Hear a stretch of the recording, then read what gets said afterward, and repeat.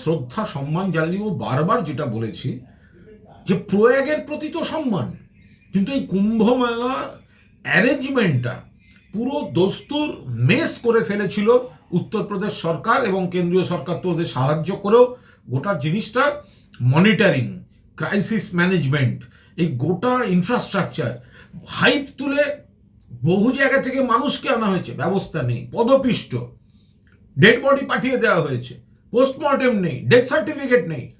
এখন দেখা যাচ্ছে তার রেস্টটাও চলছে, অর্থাৎ ক্ষতিপূরণ দেবে বলে তাতেও মৃতের পরিবাররা বিপদে পড়ছেন। আবার সেই টাকা মানে তারা পাবেন কি পাবেন না, ফেরত নিতে হচ্ছে, তারা কিভাবে দেখাবেন, ডকুমেন্টেশনের প্রবলেম। এটা তো গোড়ার থেকেই আমরা বারবার বলেছিলাম যে এর মনিটরিং, এর সিস্টেম, এর ইনফ্রাস্ট্রাকচার, এর ক্রাইসিস ম্যানেজমেন্ট পদপিষ্ট হলো কজন কি তার স্পষ্ট তথ্য নেই। প্রধানমন্ত্রী লোকসভায় এত বড় বড় বিবৃতি দিলেন, এই পদপিষ্ট হওয়া নিয়ে একটি শব্দ বললেন না। এবার তাদের যে ডেড বডি, তার পোস্টমর্টেম করেনি, তার ডেথ সার্টিফিকেট দেয়নি, এখন ক্ষতিপূরণের টাকা দেবে বলে ঘোষণা করে সেটা দিতে গিয়ে আর এক বিপত্তি তৈরি হচ্ছে। ফলে এই গোটা জিনিসটা এইটা যে গোটা ইনফ্রাস্ট্রাকচারাল যে ব্যর্থতা, ফলে এটা গোটাটাই এই বিজেপি সরকারের এবং উত্তরপ্রদেশ উপরে কেন্দ্রীয় সরকার তারা মিলে এই কিছু মানুষকে, অসংখ্য মানুষকে হয়রানি এবং বিপদ, বিশেষ করে মৃতদের পরিবার, তাদেরকে একটা বিপদের মুখে ঠেলে দিল।